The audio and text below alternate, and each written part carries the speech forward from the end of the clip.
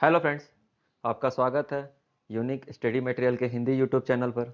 दोस्तों, आज general science के टॉप 30 क्वेश्चन जो बहुत ही महत्वपूर्ण क्वेश्चंस हैं उनको आज देखेंगे।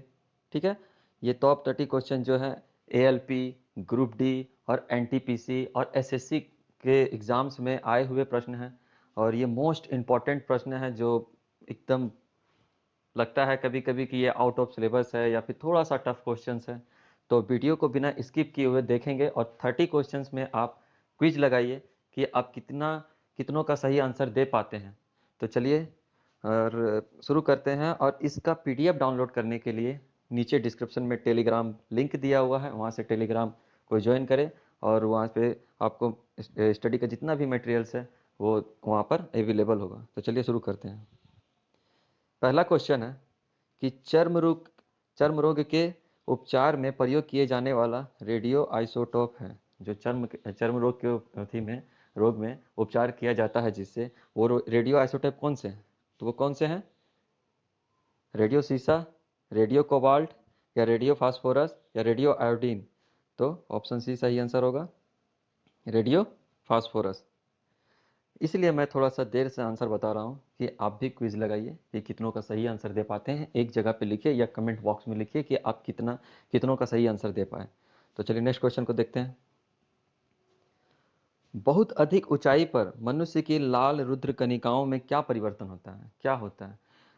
उसका आकार बढ़ जाता है, उसकी संख्या बढ़ जाती है, आकार छोटा हो जाता है या संख्या घट जाती है।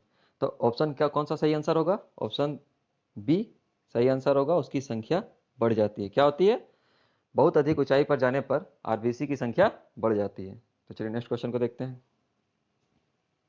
आधुनिक चर्म शोधन उद्योग में ऐसी कौन सी धातु पाई जाती है जो विषैली होती है? वो कौन सी है? ए निकेल, बी जस्ता, सी क्रोमियम या डी सीसा। कौन सी है? तो ऑप्शन सी सही आंसर होगा, क्रोमियम। ये क्रोमियम एक ऐसी धातु है जो विषैली होती है और जो अभी के जितने भी चर्म शोधन उद्योग है उसमें ये भारी मात्रा में यूज होती है। तो चलिए नेक्स्ट क्वेश्चन को देखते हैं। स्ट्रॉन्सियन लवण के द्वारा बुनसेन ज्वाला को कौन सा रक्त प्रदान किया जाता है? ये देखिए क्वेश्चन है कि ट्रांसियन लवण के द्वारा बुनसेन ज्वाला को कौन सा रक्त प्रदान किया जाता है? ऑप्शन ए नीला हरा, सेब का हरा रंग बी या सी किरमिजी लाल या इनमें से कोई नहीं डी। तो कौन सा इसका सही आंसर होगा?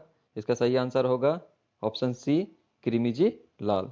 कौन सा आंसर सही है? क्रिमिजी लाल, ऑप्शन सी। चलिए नेक्स्ट क्वेश्चन को देखते हैं। कृत्रिम सैटेलाइट के अंदर व्यक्ति भारहीन महसूस करता है, क्यों? पृथ्वी के आकर्षण का बल क्या होता है? उस स्थान पर शून्य होता है, चंद्रमा के आकर्षण के बल द्वारा संतुलित होता है या अभिकेंद्र बल के समान होता है या सैटेलाइट के विशेष डिजाइन के कारण भारविहीन होता है। तो कौन सा ऑप्शन सही होगा? तो ऑप्शन सी सही आंसर होगा कि अभिकेंद्रीय बल के समान होता है। इसीलिए जो पृथ्वी का आकर्षण बल में जो होता है कि अभिकेंद्रीय बल के समान होता है, इसलिए जो सैटेलाइट पे के अंदर जो व्यक्ति होता है वो अपने आप को भारहीन महसूस करता है। चलिए नेक्स्ट क्वेश्चन को देखते हैं। आधुनिक शक्तिशाली चुंबक किसे बनाते हैं, किससे बनते हैं? और जो आज के आधुनिक शक्तिशाली चुंबक जो हैं वो किससे बनते हैं? वो लोह यौगिक से बनते हैं, लोह यौगिकों से बनते हैं, वो लोह चुंबकीय पदार्थ से, या ऑप्शन सी एल्युमिनियम कोबाल्ट और निकेल की मिश्र धातु से, या ऑप्शन डी लोहा कोबाल्ट और निकेल की मिश्र धातु से। तो कौन सा ऑप्शन सही होगा? ऑप्शन सी सही आंसर होगा, एल्युमिनियम कोबाल्ट एवं निकेल की मिश्र धातु से बनते हैं। किससे बनते हैं? एल्युमिनियम कोबाल्ट निकेल की मिश्र धातु से। चलिए ऑप्शन सी सही आंसर होगा। तो चलिए नेक्स्ट क्वेश्चन को देखते हैं। निम्नलिखित में से कौन सी घटना सबसे पहले घटी थी?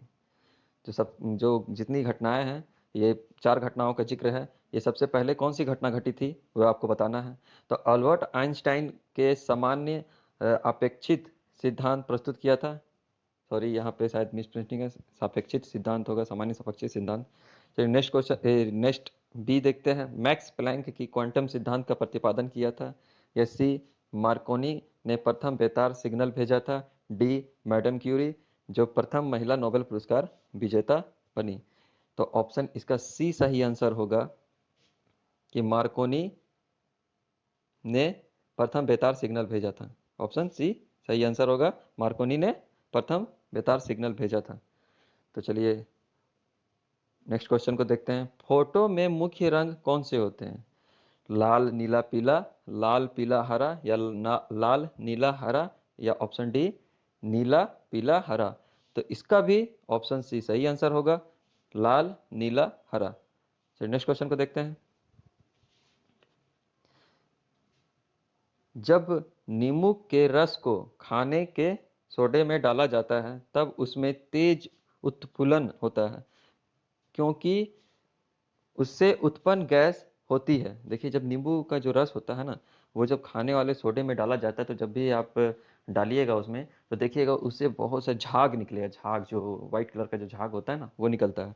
वो तेज उत्फुल्लन होता है, तो बहुत तेजी से बाहर आता है। क्यों होता है वैसा? वैसा क्यों होता है? उसमें कौन सा गैस होता है? तो उसमें ऑप्शन ए है कि हाइड्रोजन, ऑप्शन बी है ऑक्सीजन, ऑप्शन सी है कार्बन डाइऑक्साइड, या डी है इनमें से कोई नहीं। तो इसका भी सही आंसर क्या होगा कि ऑप्शन सी सही आंसर होगा, कार्बन डाइऑक्साइड होती है उसमें, जिसके कारण तेज उत्फुल्लन होता है। चलिए नेक्स्ट क्वेश्चन को देखते हैं। निम्नलिखित में से किस कोटि के फोटो प्रिंट की जीवन अवधि सबसे अधिक लंबी होती है? सबसे लंबी होती है, सबसे ज़्यादा लंबी होती है।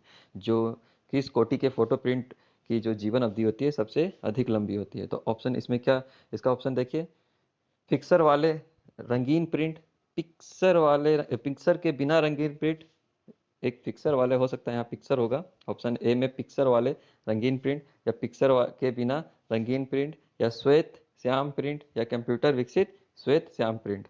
तो ऑप्शन इसका भी सी सही आंसर होगा, श्वेत श्याम प्रिंट का जो फोटो प्रिंट के जो अवधि होता है वो सबसे लंबी होती है।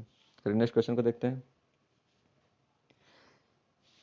जिस संवेष्टन प्रौद्योगिकी के कारण हरित क्रांति आई उसके मुख्य अंग थे? जिस संवेष्टन प्रौद्योगिकी के कारण हरित क्रांति आई उसके मुख्य अंग क्या थे? मुख्य अंग कौन थे? तो ऑप्शन ए बोल रहा है कि जनशक्ति, यांत्रिक कृषि उपकरण और विद्युत। ऑप्शन बी बोल रहा है फसल प्रतिमान में परिवर्तन, औद्योगिकरण और रासायनिक उर्वरक। ऑप्शन सी सिंचाई, जैव रासायनिक उर्वरक और अधिक उत्पादन करने वाले बीजों की किस्में। ठीक, ऑप्शन डी विद्युत सिंचाई और शुष्क खेती का चलन। ठीक है, तो इसका भी सही आंसर होगा ऑप्शन सी। ऑप्शन सी सही आंसर होगा, सिंचाई, जैव रासायनिक उर्वरक और अधिक उत्पादन वाले बीजों की किस्म जो है वो सम्मिश्रण प्रौद्योगिकी के कारण इसी के कारण हरित क्रांति आई थी, जो प्रमुख अंग हैं इसके। चलिए नेक्स्ट क्वेश्चन को देखते हैं। ताम्र की डिस्क में एक छेद है, यदि डिस्क को गर्म किया जाए तो छेद का आकार क्या होगा? चलिए बताइए कि छेद का आकार क्या होगा। ए बढ़ता है, बी घटता है, या उतना ही रहेगा, या डी सब पहले बढ़ता है फिर घटता है। तो क्या ऑप्शन होगा सही? इसका ऑप्शन बी सही होगा, घटता है। क्या होता है? घटता है। तो चलिए नेक्स्ट क्वेश्चन को देखते हैं। रेडियो रेडियो एक्टिविता रेडियो एक्टिविता की परिघटना की खोज की थी, किसने की थी? ये की थी किसने? तो बताइए, मैडम क्यूरी ने, जे जे थॉमसन ने, रोएंटजेन ने, या बैकरल ने? किसने किया था? बैकरल ने। किसने किया था? बैकरल ने। रेडियो एक्टिविता का खोज किसने किया था? बैकरल ने। नेक्स्ट क्वेश्चन को देखते हैं।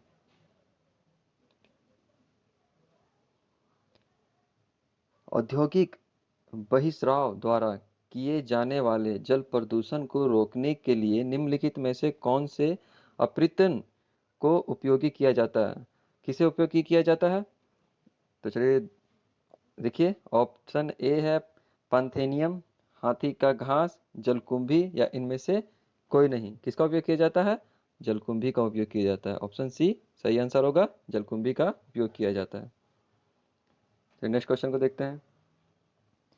निम्नलिखित में से कौन सी गैस उच्चतम ऊष्मीय मान रखती है? कौन सी गैस है जो एकदम सबसे ज्यादा ऊष्मीय मान रखती है? तो देखिए ये तो बहुत इजी कौन सा क्वेश्चन है।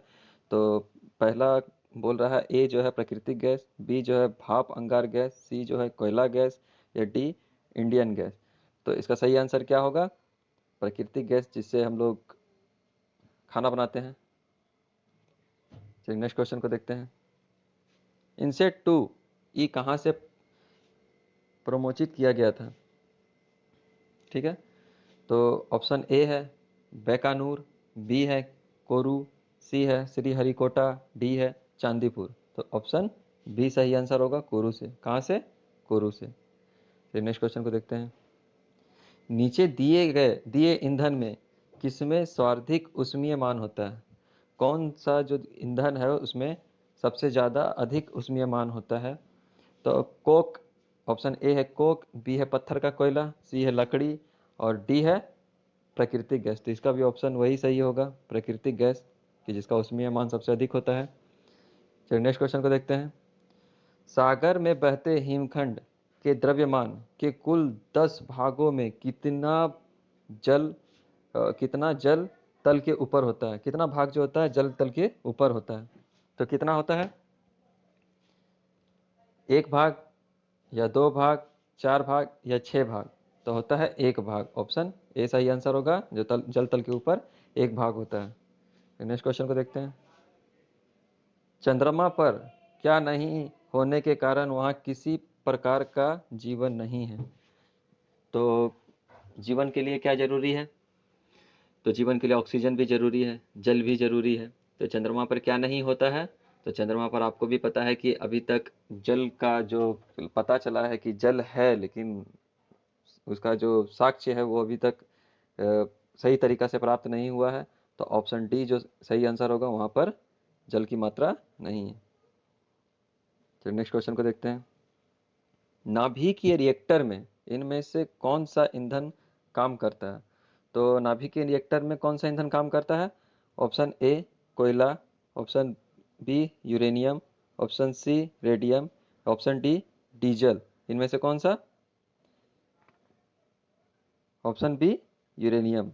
जो नाभिकीय रिएक्टर में यूरेनियम का ईंधन होता है जो। चलिए नेक्स्ट क्वेश्चन को देखते हैं।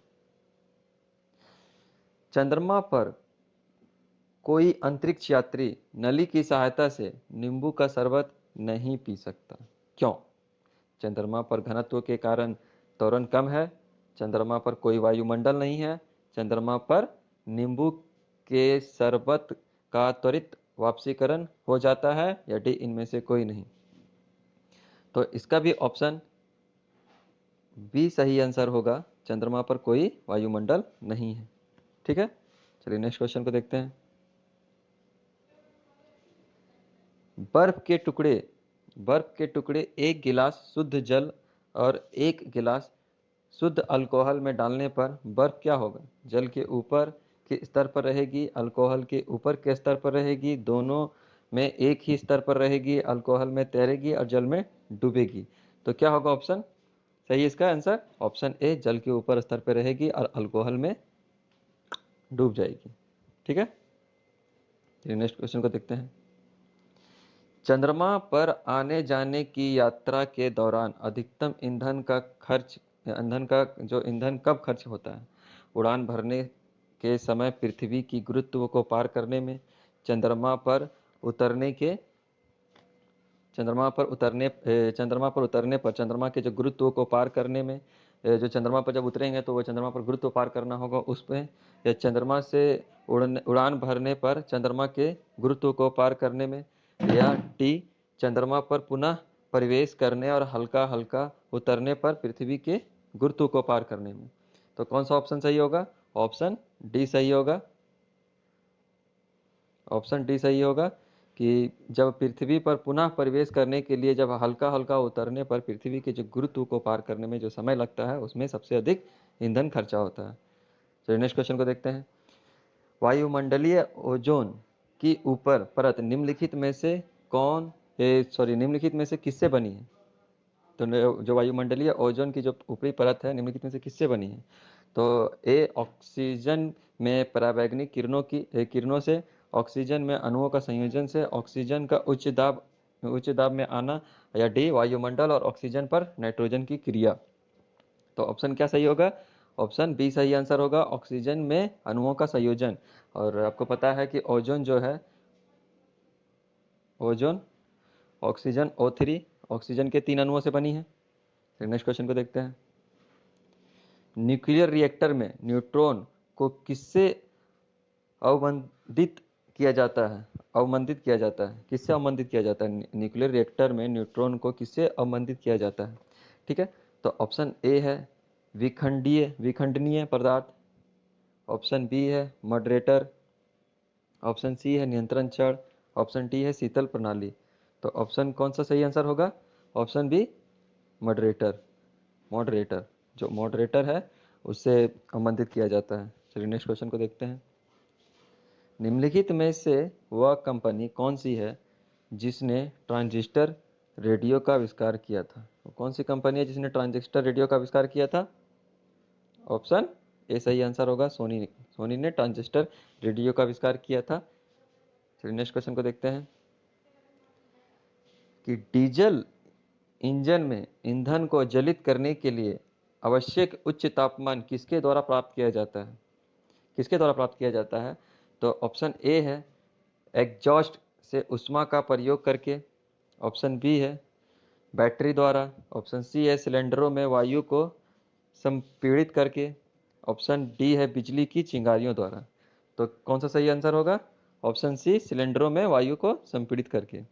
ठीक है, ऑप्शन सी सिलेंडरों में वायु को संपीड़ित करके। नेक्स्ट क्वेश्चन को देखते हैं। निम्नलिखित में से कौन सी ग्रीन हाउस गैस है? तो कौन सी ग्रीन हाउस गैस है? आपको पता होगा कि कौन सी ग्रीन हाउस गैस है।